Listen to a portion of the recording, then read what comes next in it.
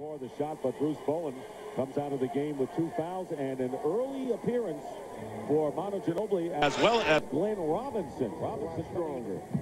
And there's Tony Parker and Greg Popovich telling us I don't expect Parker will start off the game nearly like he did. Here's Manu Ginobili hitting a 3.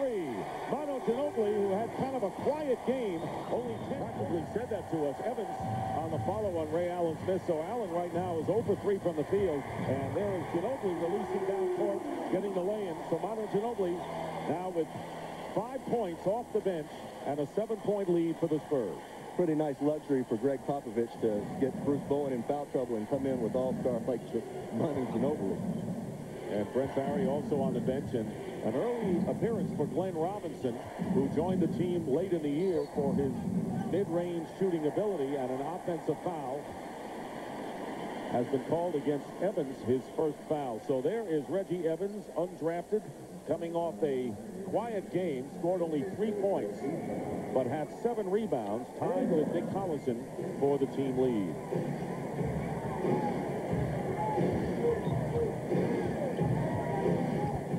Well, I'm going to tell you right now, if Jerome James doesn't get more actively involved on the boards and defensively, the Spurs are going to be in for a happiness treat under the basket. Ginobili hitting his second 3 of the game, has 8 points, so if it's not Parker, it's Manu Ginobili.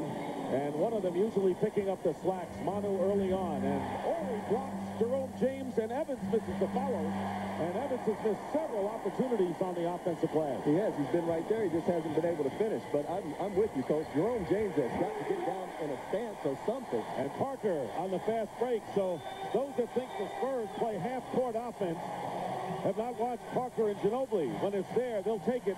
And a 12-point lead for in the paint. And Collison, along with Fortson in there, along with the Daniels and Ray Allen and Rashard Lewis on defense. Ginobili gets around Allen easily, lays it in, and Manu Ginobili has equaled his game-1 total. Basketball is a game of reaction. It's not a thing that you've got to think and methodically come back. Not against a team as good as the Spurs. And that basket will count. It'll be a 2-point basket for Glenn Robinson. Ginobili, Tim Duncan, Robert Horry, and Glenn Robinson.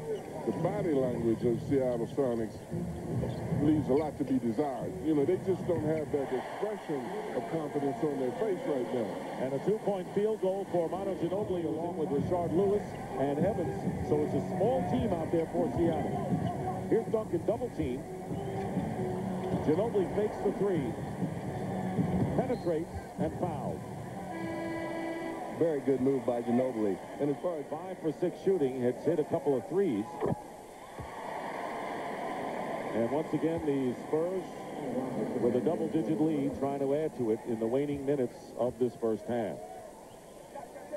Well, I think Pop and Ginobili have a special relationship. 3-point basket tonight by Seattle. They had only 2 in game 1, and they were second to Phoenix in that department in the regular year, and they needed and lived by the 3-point shot.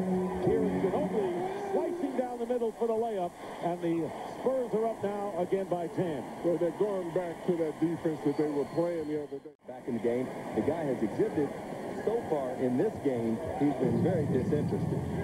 And the same could be said for game number 1, where he didn't do much. Here is Ray Allen, blocked by Ginobili. Great play by Manu Ginobili, who went after the ball. And foul going up court. And when Manu Ginobili gets ahead of steam, he can beat you so many ways, with steals, with assists, with rebounds. But what about this one? A block. Well, right here, you know Ray Allen is not 100%. Ray Allen doesn't get his jump shot blocked. It's very difficult, especially for a guy like Ray Allen, to get his jump shot blocked.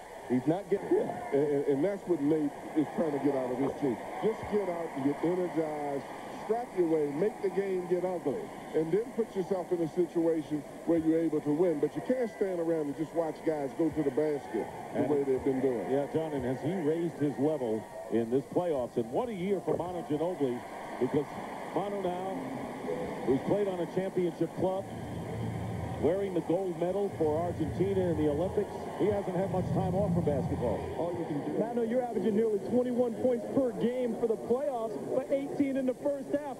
How were you so effective in the first half scoring? No clue. I just came in and make a couple of threes, so that helps everything. Your confidence goes up really high.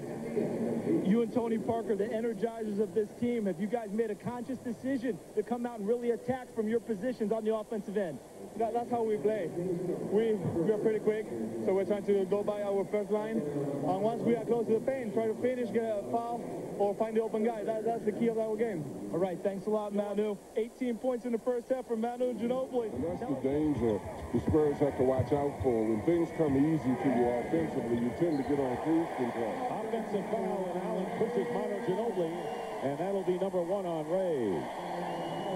You have to respect Ginobili. When you see the kinds of things that he gets involved in, you know, defensively, he's working hard. Ray bumps into him. He's that this Spurs team wants to break away from this team that they can. They sort of like playing around with them a little bit, but when they start getting transition baskets and getting into the lane, they get what they want. And Ginobili gets what he wants going to the line. 29 in the first contest. Manu Ginobili makes 1 out of 2. So far in this third with a runner. And Nazi Muhammad with the rebound. Here's Ori. Robert Ori on the fast break. So once again, the fast break. Anybody knows that. Okay. You don't want me to start singing, man. You're right. Well, you know, that's going to be in the next game. Ginobili with 8 on the shot clock. Driving in the paint with a one-hander. Manu Ginobili, great touch there. Has 28. He has hit 23, I should say. Has hit 8 of 9. He is a 17.9 rebound player as he was against Sacramento. Well, I believe so, but right now he's got his hands full, and they're going to go to a steady diet of as much of Tim Duncan on this end as possible. Ginobili, good touch from the baseline. Ginobili now with 25.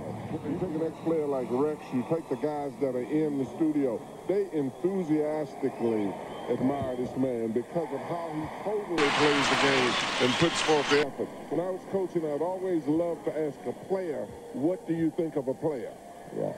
And how many All-Stars could you say after the season he had where he was on the All-Star team? And guess what, Manu? And I don't mean to pick on him because I think he is talented. Back door goes Ginobili, and he's fouled. Tony Parker feeding Manu Ginobili, who is knocked down and helped up by Duncan. Well, and as we see here, this is a great pass back door. Jerome James grabs the rim, and that's goaltending. I believe. Well, and George Karl's got, he's one to be talkative. Somebody played as hard and as reckless as he did, but I played for one of the great